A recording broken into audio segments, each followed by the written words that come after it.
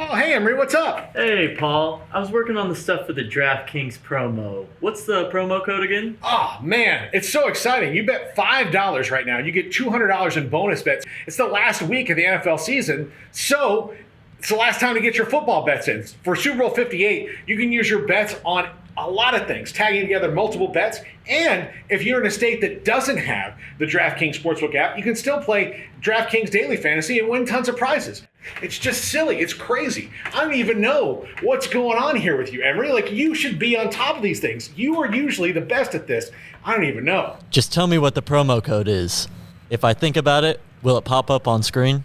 Oh man, it worked. There it is. 365 Sports. What else can I do? Give me your sandwich.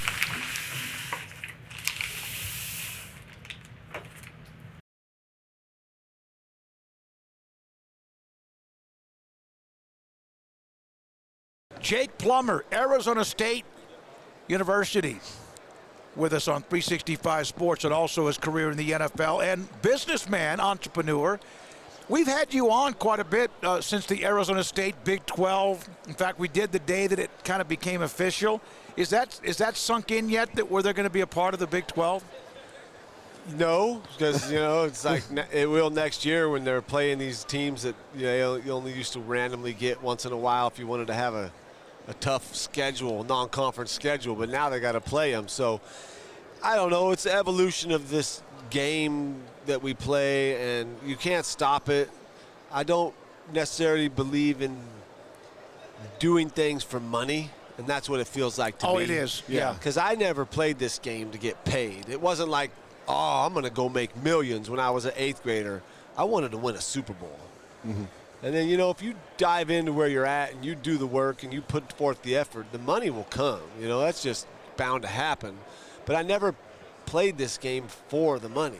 And when you're making decisions based on money for the game, I just worry about the players, because there's no game without the players. And these college kids that said you got an education, you're getting an education. Well, what about when they're 48 and they didn't go to the pros, but they still had 8 concussions and 3 blown knees?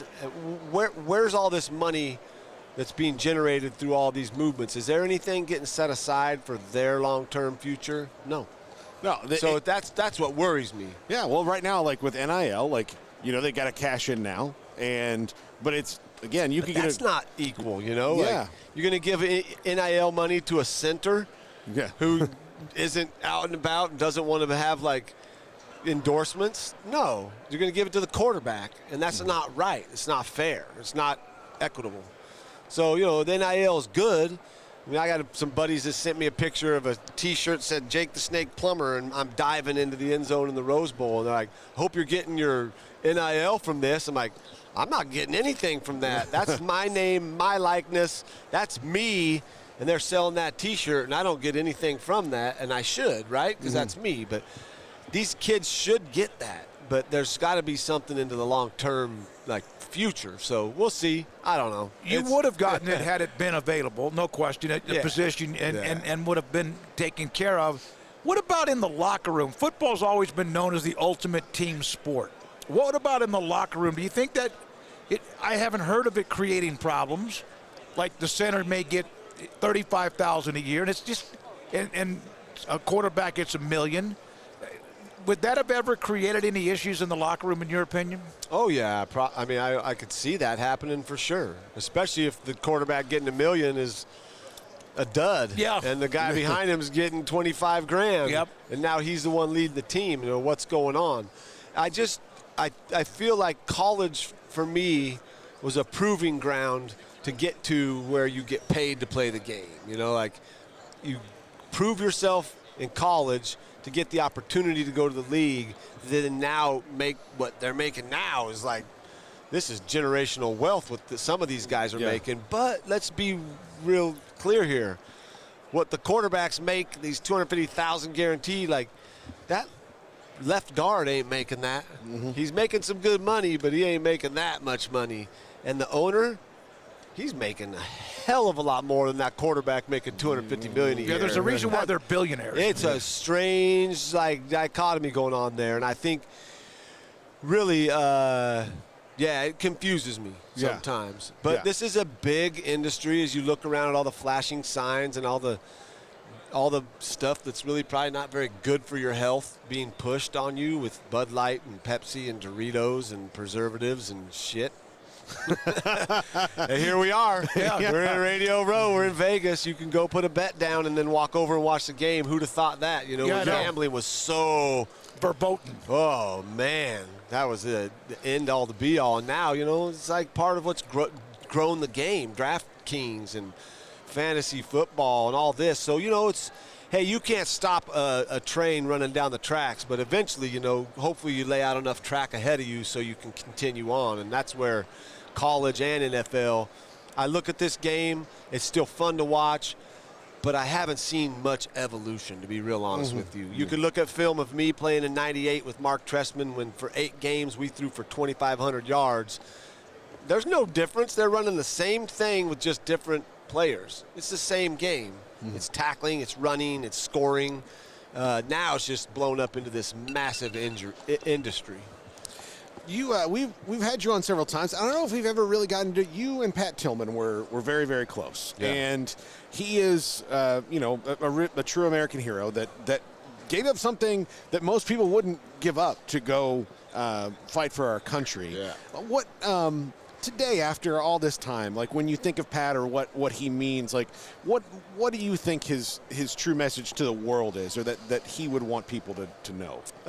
Man, that's a great question. You know, I was very grateful and thankful to have a not only just a great teammate and someone that was inspirational, but a great friend. And I think that all I take from my relationship with him was his ability to be a really good friend to so many people, to have a positive impact on so many people prior to him even doing what he did to go leave the game and go fight for our country. He was leaving an indelible impression on everybody he crossed his path with. So it wasn't like he changed and became a national hero and was all of a sudden this bigger than life guy. He was always just true to who he was. He was himself. He did what he wanted to do. The coaches didn't want him. They wanted him to gain weight one off season. What did he do? He ran a marathon. He ain't gaining weight training for a marathon, you know. But he said, I'm going to run a marathon this off season, and he did it, you know. So Pat really embodied that. Like we say, do you do it? A lot of times we talk, but you don't back it up. Pat backed it up, and so that's a really inspirational thing. That now he's not here. So I look at myself and I'm like, it'd be curious to hear him talk to me about what I'm up to now, you know, like I'd love to get his take on a lot of different things because he was always so opinionated, but not just a knee-jerk reaction opinion. It was based on what he'd read and gathered information, and he was a very well-read man. He loved gaining knowledge and learning new things and challenging himself to be better. And, yeah, I miss Pat.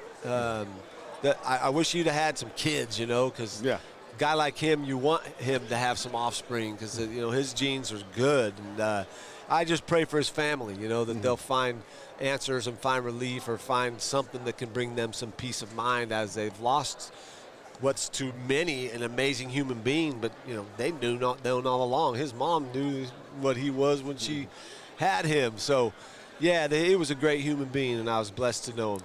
You were a part of that team that beat Nebraska in the first game of the '96 season, I think, first or second game. The third game. 19-0 or whatever. You guys, the defense was unbelievable against an offense. Scott Frost's first year, I think, as a starter. But you beat them. And the year before, did they not put up like 70 on you? Yeah, I think it was like 74-28. So, and I tell people, you heard me say 28, right? So offensively, that's what we scored before I got out of the game. Like, we put up 28 points on that defense. So we didn't worry. I wasn't scared of that team. It was our defense that had trouble, and we made some changes in the offseason, brought in some guys, and then that was a really big win for us. It was our buddy Phil Snow. Huge. Phil orchestrated that defense. Pat was part of that defense. Derek Rogers came in and was a high-level tone setter that would run everywhere in practice. And so now on film in practice, you're standing out like a sore thumb because Derek Rogers is running by you, chasing the running back 30 yards downfield. All of a sudden it caught fire, and now we got 4 guys, 7 guys. Now there's 11 dudes pursuing the runner. And so in the game, you never know when a ball pops out, and it can be the biggest play of the entire season. And if you're lollygagging and half-assing it going down the field, you miss that opportunity to make a play where now our guys are swarming. That ball pops out. Now it's ours. We're on it because we're like mad dogs going to the ball. So that was a huge game for us, and that season was so much fun. Man, that was what a great season. We didn't win a national championship. I didn't win a Super Bowl. I didn't win the Heisman. I did win a state championship in high school football, so that's cool. At least I got one trophy. But I was right there, you know. What an accomplishment for myself to look back at my career and be proud of all that I did. When you were playing Bill Walsh, I would hear Bill Walsh talk about you all the time. He loved you. Yeah. Like, he thought you were, like, you know, you could see, like, I saw an interview one time talking. He's like, "Oh, I love Plummer. Plummer's this great." And you could see the wheels turning in his head. Did you get to have a relationship with him and talk to him? Or I didn't have a relationship, but I came to the Stanford quarterback receiver camp before my senior year, and he picked out some quarterbacks that out of the whole group of campers there, and I was one of them that got to go back and spend some time with him and a few other guys getting some high-level education on the game. And he, you know, when that happened and some words came out of how I performed at camp, set a foot speed record on a foot drill thing, I started getting letters from every college in the country. And so that was Bill Walsh's influence. And then here I am coming out of college after I went to ASU and didn't go to Stanford. Funny story, Scott Frost went to Stanford. Yes, he did. They told me, we have a quarterback, we're good, because I wanted to go to Stanford. Because I wasn't thinking NFL. I was wanting to play football for Stanford. My dream was the NFL, but I thought, man, a Stanford education, nothing could go wrong there. And they took Scott Frost. You know how that turned out.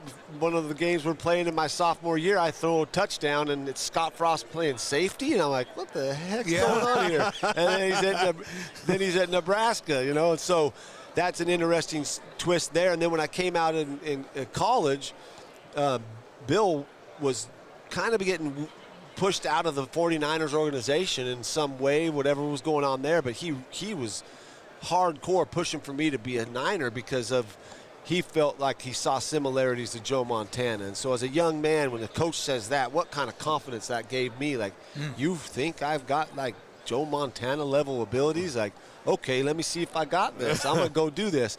So, yeah, Bill Walsh, you know, it would have been great to play for that man at one point. I never got a chance to, but I was blessed to run his system that Mark Trestman learned from him, that Mike Shanahan learned from him, and play in this beautiful West Coast offense, whatever you want to label it as.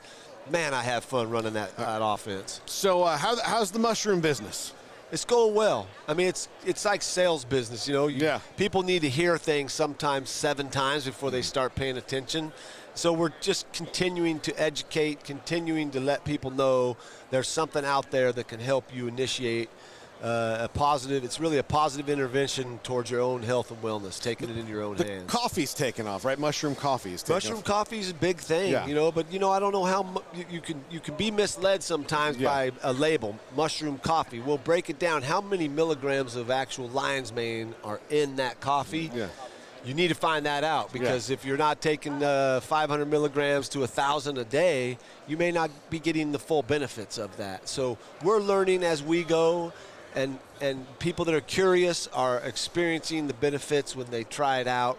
We're doing a 21-day challenge. You can sign up at getumbo.com, because anything you want to try to make a positive intervention or change the way you're doing things, it takes commitment. So daily habits, we're doing some daily morning rituals and some evening rituals surrounded around movement, some meditation, some breath work, things that have helped me, put me on a path towards wellness. And then if people want to join the challenge and order some mushrooms, that's great, because then we realize like consistency over time equals results. So you take these for a day or two, and you might not feel something. It's like eating broccoli. Do you eat broccoli and go, good God, I'm all of a sudden in shape? No, but you know it's good for you, that you need those nutrients and those vitamins and minerals. Same thing here. Once you start taking it, as time goes, you'll start to notice I'm not crashing at 3 o'clock in the afternoon. What's going on? I'm dreaming again. I'm sleeping. I'm waking up refreshed. These are little changes that add up to a lot when you're taking care of your internal and the way your systems work. And so we're trying to initiate this. Me and Rashad Evans will lead you through some yoga, some breath work, some stuff. And that's our next thing. But I'm looking for curious individuals that want to learn more and want to take, like I said, that step towards health and wellness. I know you got to go. I saw a picture of you at Luke Air Force Base in a jet. Yeah. We had the Thunderbirds on yesterday. Some of those that are going to fly over Allegiant Stadium. What was that like? Oh, my goodness. That was taking off in the jet. That was amazing. We got an opportunity there in Colorado to do that. And I tell you, I got sick because we're moving so fast, and I turned my head to look, and you're going so fast. Equilibrium? My equilibrium got thrown off, and he gave me the handle of the jet, and my dumb ass, I'm like taking a turn like I'm flying a 737 or something instead of like, if I go back, I would have just yanked on it. But, we pulled about 7 Gs, and it was pretty fun, to get awesome. that opportunity. That doesn't happen very often. So for me, that was once in a lifetime kind of deal. Jake, thanks for the time and when you've been on before with us as well. Good luck with your business again. Awesome. And again, feel better, look better. Habits are better. Thanks for your time. Yes. We appreciate it. Awesome. Thank you guys for having me on the show. Jake Plummer, 365 Sports.